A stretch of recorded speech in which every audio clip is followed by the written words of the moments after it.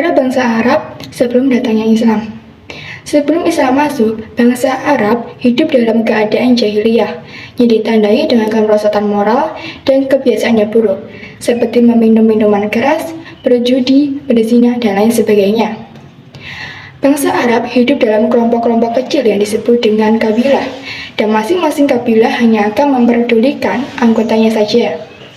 Perang antar kabilah merupakan hal yang biasa untuk bangsa Arab.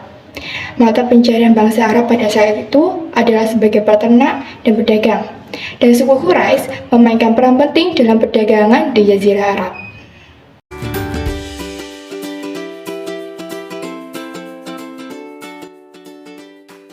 Sejarah peradaban Islam pada masa Nabi Muhammad. Sebelum diutusnya Nabi Muhammad, orang-orang Arab menganut agama Yahudi, Nasrani, Majusi, serta penyembah berhala. Semua keterpurukan moral serta kelamnya pada peradaban jahiliyah baru berubah setelah Nabi Muhammad diutus membawakan risalah Islam.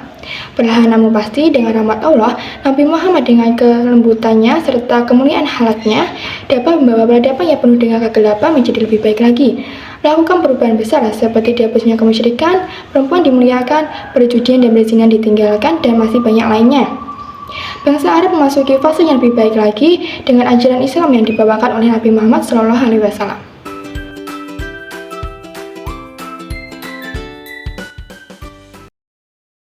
Sejarah peradaban Islam pada masa Khulafaur Rasyidin. Yang pertama, pada masa Abu Bakar As-Siddiq. Pada masa Abu Bakar lebih banyak melakukan peperangan untuk melawan pemberontakan orang-orang yang murtad, orang-orang yang mengaku sebagai nabi, orang-orang yang tidak membayar zakat. Selain itu, pada masa Abu Bakar juga terdapat usulan dari Umar untuk mengumpulkan semua tulisan Al-Quran. Yang kedua, pada masa Umar bin Khattab.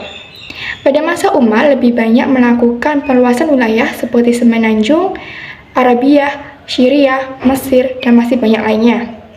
Selain itu, pada masa Umar juga membuat Baitul Mal, membuat mata uang, menghapus zakat untuk para mu'alaf, dan juga membuat kalender Hijriah.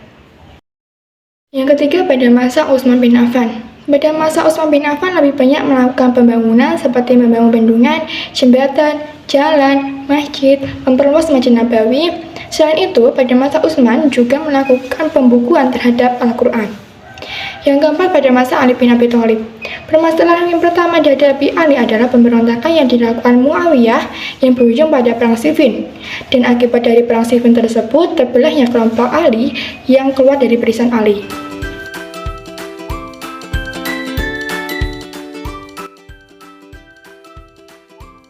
Peradaban Islam pada masa Bani Umayyah. Bani Umayyah didirikan oleh Muawiyah ibnu Abu Sufyan di Damaskus. Bani Umayyah berkontribusi terhadap perkembangan agama dan ilmu pengetahuan. Mereka memperbaiki tulisan Al-Quran, membangun masjid seperti Masjid Al-Amawi di Damaskus, Masjid Al-Aqsa di Yerusalem, memperluas Masjid Nabawi di Madinah, serta membangun rumah sakit untuk para penderita kusta.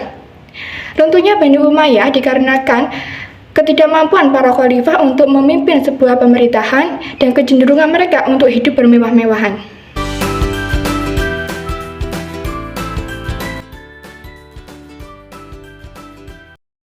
Peradaban Islam di Andalusia, Spanyol. Awal masuknya Islam ke Spanyol terjadi pada masa Khalifah Al-Walid yang merupakan khalifah dari Bani Umayyah. Pemerintahan di Andalusia ditandai dengan adanya kemajuan signifikan dari berbagai bidang seperti bidang filsafat, sains, hukum, musik, seni, dan sastra. Andalusia merupakan pusat pendidikan dan kebudayaan yang menjadi peran penting dalam transmisi peradaban Islam ke Eropa. Penyebab kehancuran dan keruntuhan Islam di Andalusia salah satunya karena adanya faktor konflik antara Islam dan Kristen, tidak adanya ideologi pemersatu, dan juga ketidakjelasan sistem peralihan kekuasaan.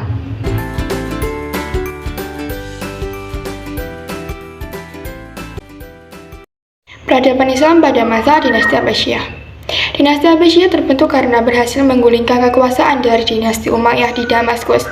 Dinasti Abbasiyah mengalami kemajuan dan perkembangannya diiringi dengan membangunnya perekonomian, terutama pada sektor pertanian.